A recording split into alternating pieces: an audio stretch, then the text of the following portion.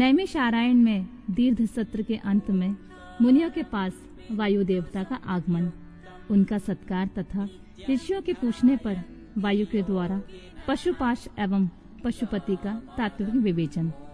सूत जी कहते हैं, मुनीश्वरों, उस समय उत्तम व्रत का पालन करने वाले उन महाभाग महर्षियों ने उस देश में महादेव जी की आराधना करते हुए एक महान यज्ञ का आयोजन किया।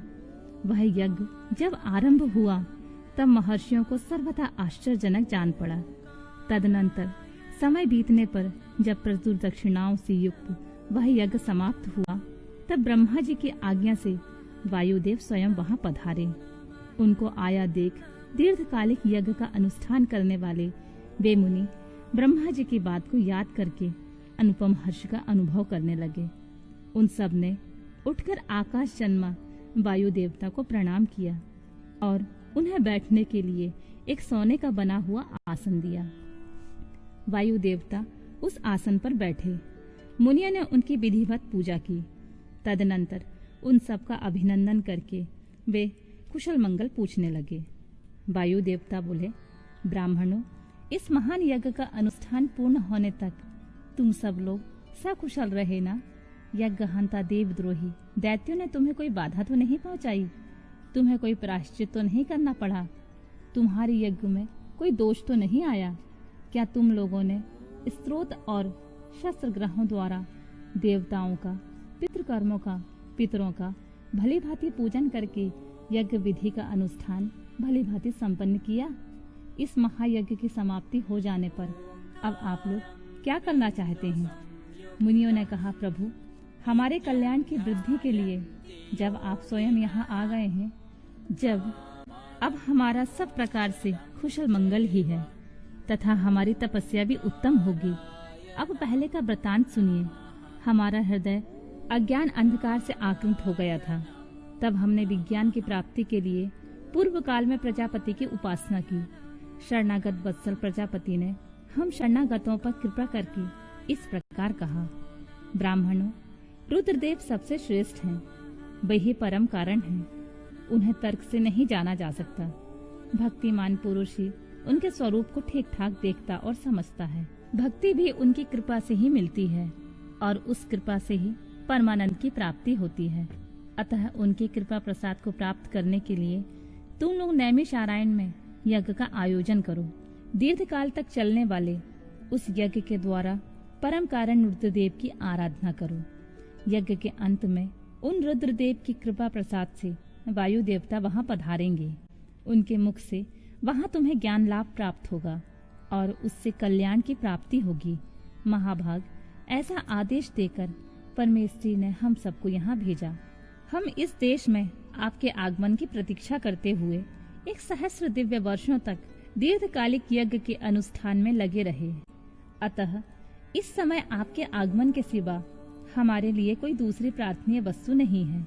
दीर्घ काल से यज्ञ अनुष्ठान में लगे हुए उन महर्षियों का यह पुरातन वृतांत सुनकर वायु देवता मन ही मन प्रसन्न हो मुनियों से घिरे हुए वहां बैठे रहे।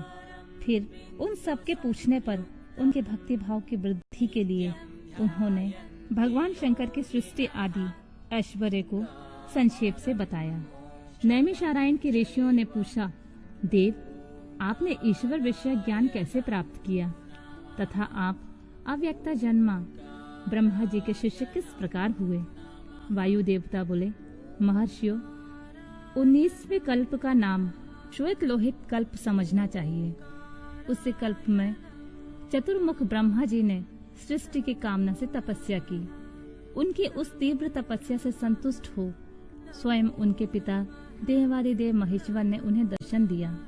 वे दिव्य कुमारावस्था में युक्त रूप धारण करके रूपवानों में श्रेष्ठ श्वेत नामक मुनि होकर दिव्य वाणी बोलते हुए उनके सामने उपस्थित हुए। वेदों के अधिपति तथा सबके पालक पिता महेश्वर का दर्शन करके गायत्री सहित ब्रह्मा जी ने उन्हें प्रणाम किया और उन्हीं से उत्तम ज्ञान पाया। ज्ञान पाकर विश्वकर्मा चतुर्मुख ब्रह्मा संपूर्ण चराचर भूतों की सृष्टि करने लगे। साक्षात परमेश्वर शिव से सुनकर ब्रह्मा जी ने अमृत रूप का ज्ञान प्राप्त किया था। इसीलिए मैंने तपस्या के बल से उन्हीं के मुख से उस ज्ञान को उपलब्ध किया।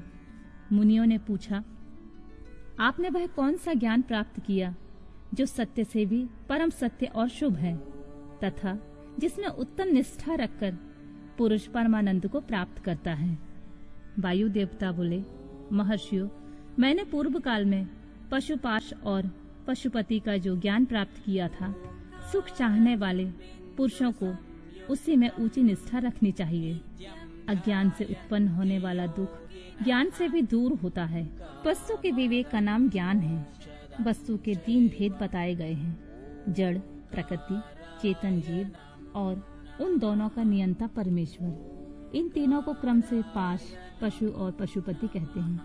तत्वज्ञ पुरुष है प्रारंभ। इन तीनों तत्वों को क्षर, अक्षर तथा उन दोनों से अतीत कहते हैं। अक्षर ही पशु कहा गया है।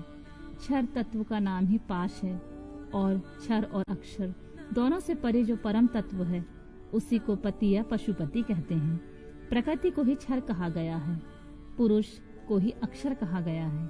जो इन दोनों को प्रेरित करता है वह क्षर और अक्षर दोनों में से भिन्न तत्व परमेश्वर कहा गया है। माया का ही नाम प्रकृति है। पुरुष उस माया से आवृत है। मल और कर्म के द्वारा प्रकृति का पुरुष के साथ संबंध होता है।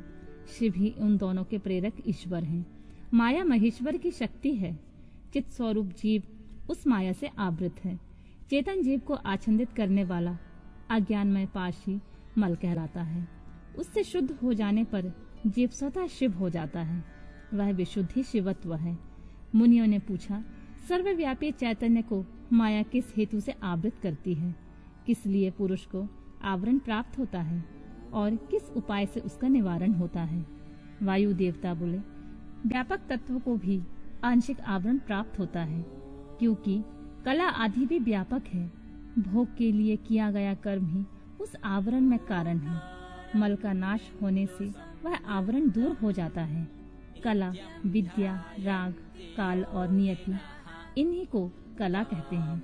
कर्म फल का जो उपभोग करता है उसी का नाम पुरुष है। कर्म 2 प्रकार के हैं, पुण्य कर्म और पाप कर्म। पुण्य कर्म का फल सुख और पाप कर्म का फल दुख है। कर्म अनादि है और फल का उपभोग कर लेने पर उसका अंत हो जाता है। यद्यपि जड़ कर्म का चेतन आत्मा से कुछ संबंध नहीं है, तथापि अज्ञानवश जीव ने उसे अपने आप में मान रखा है। भोग कर्म का विनाश करने वाला है। प्रकृति को भोग्य कहते हैं और भोग का साधन है शरीर। बाहरी इंद्रियां और अंतःकरण उसके द्वार हैं। अतिशय भक्ति भाव से उपलब्ध हुए महेश्वर की कृपा प्रसाद से मल का नाश होता है और मल का नाश हो जाने पर पुरुष निर्मल शिव के समान हो जाता है। विद्या पुरुष की ज्ञान शक्ति की और कला उसकी क्रिया शक्ति को अभिव्यक्त करने वाली होती है। राग भोग्य वस्तु के लिए क्रिया में प्रवृत्त करने वाला होता है। काल उसमें अवेक्षक होता है। उसकी नियति उसे नियंत्रण में रखने वाली होती है। अव्यक्त रूप जो कारण है वह त्रिगुणमय है। उसी से जड़ जगत की उत्पत्ति होती है और उसी में उसका लय होता है। तत्व चिंतक पुरुष उस अव्यक्त को ही प्रधान और प्रकृति कहते हैं। सत्व, रज और तम ये तीनों गुण प्रकृति से प्रकट होते हैं। तिल में तेल की भांति वे प्रकृति में सूक्ष्म रूप से विद्यमान रहते हैं। सुख और उसके हेतु को संक्षेप में सात्विक कहा गया है।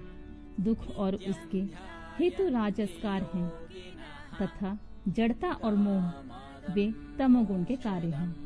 सात्विक की वृत्ति ऊर्ध्व को ले जाने वाली है, तामसी वृत्ति अधोगति में डालने वाली है तथा राजसी वृत्ति मध्यम स्थिति में रखने वाली है।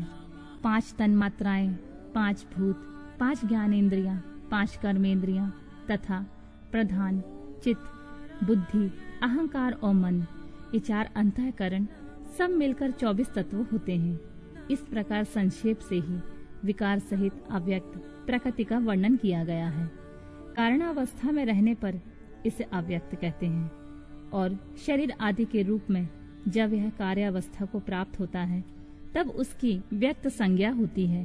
ठीक उसी तरह जैसे कारणावस्था में स्थित होने पर जिसे हम मिट्टी कहते हैं, वही कार्यावस्था में घट आदि नाम धारण कर लेती है। जैसे घट आदि का कार्य मृत्यु के आदि कारण से भी अधिक भिन्न नहीं है, उसी प्रकार शरीर आदि व्यक्त पदार्थ अव्यक्त से अधिक भिन्न नहीं है। इसीलिए एकमात्र अव्यक्त ही कारण उनका आधारभूत शरीर तथा भोग्य वस्तु है, दूसरा कोई नहीं। मुनियों ने पूछा, प्रभु, बुद्धि, इंद्रिय और शरीर से व्यतिरिक्त किसी आत्मा नामक वस्तु की वास्तविक स्थिति कहाँ है? वायु देवता बोले, महर्षियों, सर्वव्यापी चेतन का बुद्धि, इंद्रिय और शरीर से पार्थक्य अवश्य है। आत्मा नामक कोई पदार्थ निश्चय ही विद्यमान है, परंतु उसकी सत्ता में किसी हेतु की उपलब्धि बहुत ही कठिन है। सत्पुरुष बुद्धि, इंद्रिय और शरीर को आत्मा नहीं मानते, क्योंकि स्मृति बुद्धि का ज्ञान अनियत है तथा उसे संपूर्ण शरीर का एक साथ अनुभव नहीं होता। इसीलिए वेदों और वेदांत में आत्मा को पूर्वानुभूत विषयों का स्मरण करता संपूर्ण ज्ञेय पदार्थों में व्यापक तथा अंतर्यामी कहा जाता है। न यह स्त्री है, न पुरुष है, न नपुंसक ही है, न ऊपर है, न अगल बगल में है, न नीचे है और न किसी स्थान विशेष में है।